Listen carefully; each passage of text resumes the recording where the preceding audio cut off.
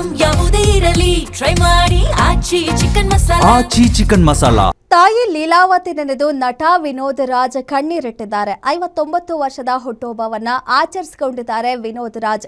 ಈ ವೇಳೆ ತಾಯಿ ಲೀಲಾವತಿಯನ್ನ ನೆನೆದು ಕಣ್ಣೀರಿಟ್ಟಿದ್ದಾರೆ ನಟ ವಿನೋದ್ ರಾಜ್.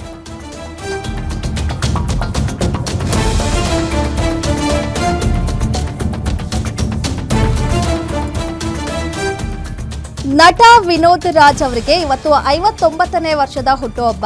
ಈ ವೇಳೆ ತಾಯಿ ಲೀಲಾವತಿಯನ್ನ ನೆನೆದು ಕಣ್ಣೀರಿಟ್ಟಿದ್ದಾರೆ. ಹುಟ್ಟುಹಬ್ಬದ ಪ್ರಯುಕ್ತ ಉಚಿತ ಆರೋಗ್ಯ ತಪಾಸಣಾ ಶಿಬಿರವನ್ನ ಆಯೋಜನೆ ಕೂಡ ಮಾಡಿದ್ದಾರೆ. ಸೋಲದೇವನಹಳ್ಳಿ ತೋಟದಲ್ಲಿ ನೂರಾರು ಜನರಿಗೆ ಆರೋಗ್ಯ ಸೇವೆಯನ್ನ ಮಾಡಿದ್ದಾರೆ. ಗಣ್ಯರಿಂದ ನಟ ವಿನೋದ್ ರಾಜ್ ಅವರಿಗೆ ಸನ್ಮಾನ ಶುಭಾಶಯಗಳು ಕೂಡ ಬಂದಿದೆ. ಅಮ್ಮ ಅಮ್ಮ ಅಂತ ಹಾಡಿ ಭಾವುಕರಾಗಿದ್ದಾರೆ ವಿನೋದ್ ರಾಜ್. ಸಂಭ್ರಮಕ್ಕಿಂತ ಸೇವೆಗೆ ಆದ್ಯತೆ ನೀಡಿ ಮಾದರಿಯಾಗಿದ್ದಾರೆ ವಿನೋದ್ ರಾಜ್. ಇವತ್ತು ವಿನೋದ್ ರಾಜ್ ಅವರಿಗೆ 59ನೇ ವರ್ಷದ ಹುಟ್ಟುಹಬ್ಬ. ಈ ವೇಳೆ ತಾಯಿ ಲೀಲಾವತಿ ಅವರನ್ನ ನೆನಪು ಮಾಡಿಕೊಂಡು ಕಣ್ಣೀರಿಟ್ಟಿದ್ದಾರೆ. ತಾಯಿ ಅಂದ್ರೆ ತುಂಬಾನೇ ಪ್ರೀತಿ ಅವರಿಗೆ. ಇನ್ನು ಅವರ ಸ್ಮಾರಕವನ್ನ ಕೂಡ ಕಟ್ಟಿಸಿದ್ದಾರೆ ಸೋಲದೇವನಹಳ್ಳಿಯಲ್ಲಿ. ಇವತ್ತು ಅವರ ಹುಟ್ಟುಹಬ್ಬದ ಪ್ರಯುಕ್ತ ಅದ್ದೂರಿಯಾಗಿ ಆಚರಣೆ ಮಾಡ್ಕೊಳ್ತಲ್ಲ, ಅದರ ಬದಲು ಸೇವೆ ಮಾಡ್ತಾ ಇದ್ದಾರೆ. ಜನರಿಗೆ ಯಾರಿಗೆ ಅವಶ್ಯಕತೆ ಇದೆ ಅವರಿಗೆ ಸೇವೆ ಮಾಡ್ತಾ ಇದ್ದಾರೆ. ಉಚಿತವಾಗಿ ಆರೋಗ್ಯ ತಪಾಸಣಾ ಶಿಬಿರವನ್ನು ಆಯೋಜನೆ ಮಾಡಿದ್ದಾರೆ. ಇನ್ನು ಸಂಭ್ರಮಕ್ಕಿಂತ ಸೇವೆಗೆ ಹೆಚ್ಚಿನ ಆದ್ಯತೆ ಕೊಡ್ತಾ ಇದ್ದಾರೆ.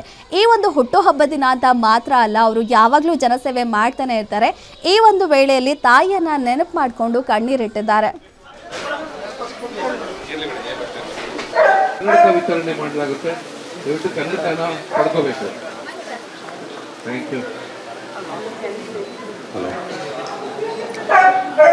ಎಲ್ಲರಲ್ಲೂ ಒಂದು ವಿನಂತಿ,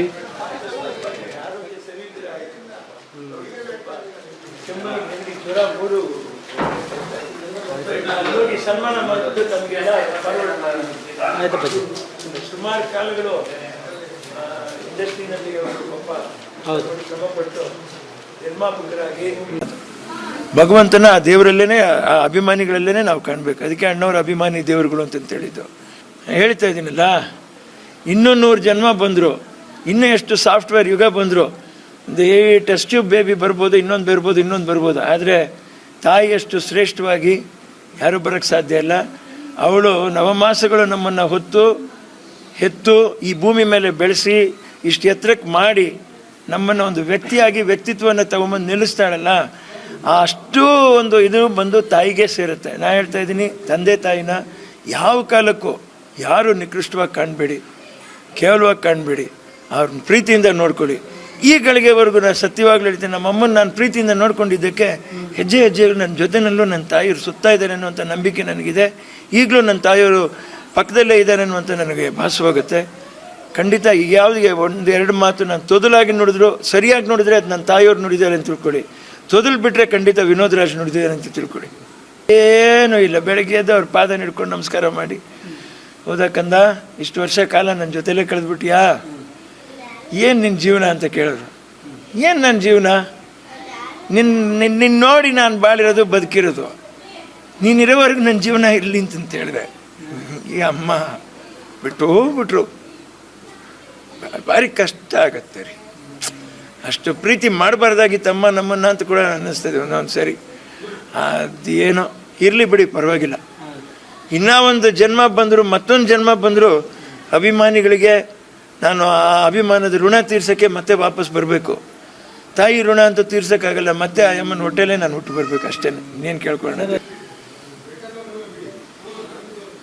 ನೀ ಕೊಟ್ಟ ಪ್ರಾಣವನ್ನು ನಿನಗಾಗಿ ನೀಡುವಾಗ ನಾ ಕಾಣದ ಆನಂದವು 100 ಜನ್ಮದಲ್ಲೂ ನೀ ಹಾಡಲಾಲಿ ಹಾಡೆ ನಾನೆಂದು ಕೇಳಬೇಕು, ಸಂತೋಷ ಹೊಂದಬೇಕು. ಅಮ್ಮ ಅಮ್ಮ ನಿನ್ನ ಪ್ರೇಮಕ್ಕೆ ಸರಿಸಾಟಿ ಯಾರೂ ಇಲ್ಲ, ನಿನಗಿಂತ ದೇವರಿಲ್ಲ.